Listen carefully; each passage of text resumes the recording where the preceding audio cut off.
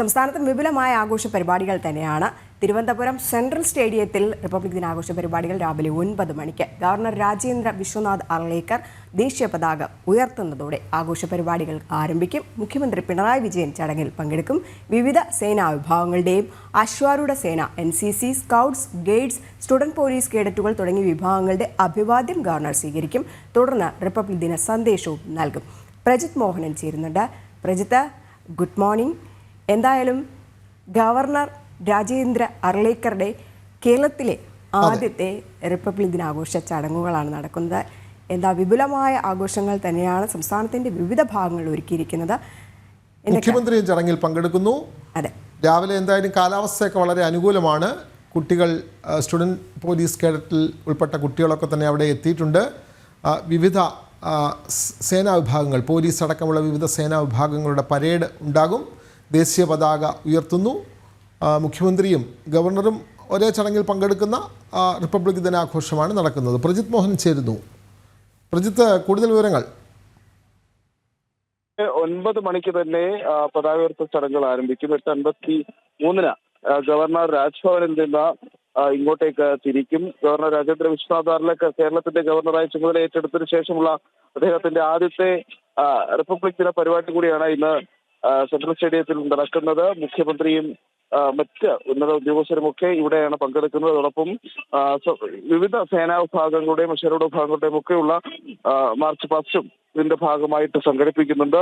ഒപ്പം നഗരത്തിലെ വിവിധ സ്കൂളുകളിൽ നിന്നുള്ള കുട്ടികളെ അണിനിരത്തിക്കൊണ്ടുള്ള പ്രകടനങ്ങളും ഇതിന്റെ ഭാഗമായി ഒരുക്കിയിട്ടുണ്ട്. കേരളത്തിലെ ഏറ്റവും പ്രധാനപ്പെട്ട റിപ്പബ്ലിക് ദിനാഘോഷം നടക്കുന്ന സ്ഥലമാണ് തിരുവനന്തപുരം സെൻട്രൽ സ്റ്റേഡിയം.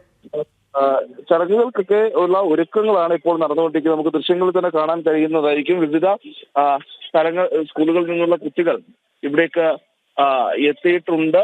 അവർ ഇവിടെ നിരന്നിരിക്കുന്ന കാഴ്ചയും നമുക്ക് കാണാൻ കഴിയുന്നുണ്ട്. വിവിധ സ്കൂളുകളിൽ നിന്നെല്ലാം തിരഞ്ഞെടുത്ത ആ കുട്ടികൾ തന്നെയാണ് ഈ ഇപ്പോൾ ഇവിടെ അണിനിരന്നിരിക്കുന്നത്.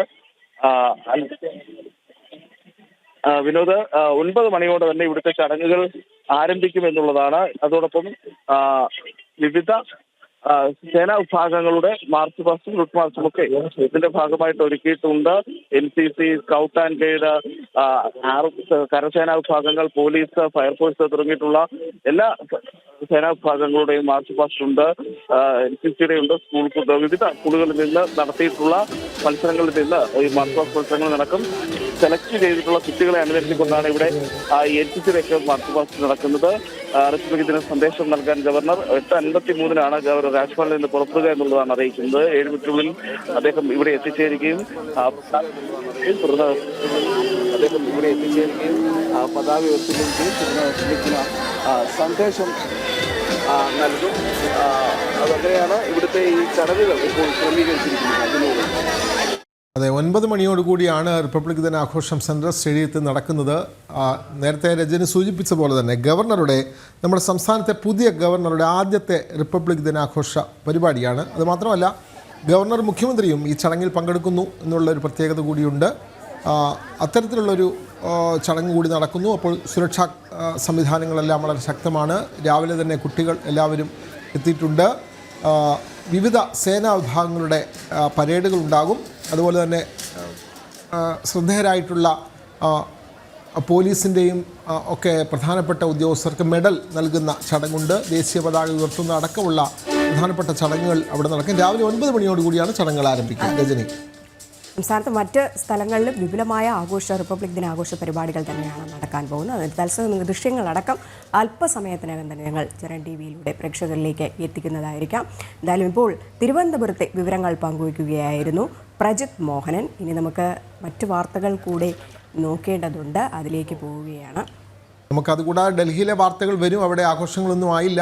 നമുക്കറിയാം, രാജ്യ തലസ്ഥാനത്ത് കടുത്ത മഞ്ഞാണ്, വലിയ തണുപ്പ് കാലാവസ്ഥയാണ്. അതുകൊണ്ട് അവിടെ 9:30 ചടങ്ങുകൾ ആരംഭിക്കുക. പക്ഷേ രാവിലെ തന്നെ പ്രധാനമന്ത്രി യുദ്ധസ്മാരകത്തിലെത്തി ആദരാഞ്ജലി അർപ്പിക്കുന്ന ചടങ്ങുണ്ട്. അത് നമ്മൾ തത്സമയം പ്രേക്ഷകരിലേക്ക് എത്തിക്കുന്നുണ്ടാകും. എന്തായാലും കുട്ടികളെ സംബന്ധിച്ച് ഈ ദിനം അവധി ദിനം എന്നുള്ളൊരു പ്രത്യേകതയുണ്ട്. പക്ഷേ ഇത്തവണ കുട്ടികൾക്കൊരു നഷ്ടമുണ്ട്. ഈ റിപ്പബ്ലിക് ദിനം ഞായറാഴ്ച വന്നതുകൊണ്ട് ഒരവധി നഷ്ടപ്പെട്ടു എന്നുള്ളൊരു പ്രയാസം കുട്ടികൾക്കുണ്ട്. ഞായറാഴ്ചയായി ഇത്തവണത്തെ റിപ്പബ്ലിക് ദിനം. അങ്ങനെ ഒരു പ്രത്യേകതയുണ്ട്. ജനുവരി 26 ഞായറാഴ്ച ആയതുകൊണ്ട് കുട്ടികൾക്ക് ഒരു അവധി ദിനം നഷ്ടപ്പെട്ടു. അങ്ങനെ ഒരു പ്രശ്നമുണ്ട്. എങ്കിലും റിപ്പബ്ലിക് ദിനാഘോഷം വിപുലമായി തന്നെയാണ് നമ്മൾ സംസ്ഥാനത്തും ആഘോഷിക്കുന്നത്. കുട്ടികളും മുതിർന്നവരും സ്വാതന്ത്ര്യ സമര സേനാനികളും എല്ലാം ഈ ആഘോഷത്തിൽ പങ്കെടുക്കുന്നു. നമുക്കറിയാം, ഈ റിപ്പബ്ലിക് ദിനം എന്ന് പറയുന്നത് പലരും രജനി സംശയം പറയാറുണ്ട്. 1947 ആഗസ്റ്റ് 15 നമുക്ക് സ്വാതന്ത്ര്യം കിട്ടിയത്. പിന്നെ ഒരു റിപ്പബ്ലിക് ദിനത്തിൻ്റെ ആഘോഷത്തിൻ്റെ പ്രസക്തി എന്താ, അല്ലെങ്കിൽ എന്താണ് ഈ റിപ്പബ്ലിക് ദിനം എന്നൊക്കെ വളരെ പെട്ടെന്ന് പലരും സംശയം ചോദിക്കാറുണ്ട്. അത് നമുക്കറിയാം, 47 സ്വാതന്ത്ര്യം കിട്ടിയെങ്കിലും പിന്നീട് 3 വർഷം കഴിഞ്ഞതിന് ശേഷമാണ് നമുക്ക് ഭരണഘടന നിലവിൽ വരുന്നത്. ഈ ദിനത്തിലാണ് 1950 ജനുവരി 26 നമുക്ക് സ്വന്തമായ ഒരു ഭരണഘടനയുടെ ഒരു പ്രത്യേക ഭരണഘടനയുടെ അടിസ്ഥാനത്തിൽ നമുക്ക് ഒരു ഫെഡറൽ സംവിധാനം വരുന്നത്. അതുകൊണ്ടാണ് റിപ്പബ്ലിക് ദിനം ഈ ജനുവരി 26 റിപ്പബ്ലിക് ദിനമായി ആഘോഷിക്കുന്നത്. അപ്പോൾ ഭരണഘടന രൂപീകരിച്ചതിൻ്റെ അല്ലെങ്കിൽ ഭരണഘടന നിലവിൽ വന്ന ഒരു ദിനം കൂടിയാണ് ഭാരതത്തിൻ്റെ. അപ്പോൾ അത് നമ്മൾ സൈനികരുടെ പരേഡോടുകൂടി ഒക്കെ തന്നെ ഭാരതത്തിൻ്റെ ആ സംവിധാനം, ഫെഡറൽ സംവിധാനം നിലവിൽ വന്നതിൻ്റെ ഒരാഘോഷം നമ്മൾ റിപ്പബ്ലിക് ദിന ആഘോഷമാക്കി മാറ്റുകയാണ്. ഗണതന്ത്ര ദിനം എന്നുള്ള നിലയിലാണ് ദേശീയ തലത്തിൽ അത് അറിയപ്പെടുന്നത്.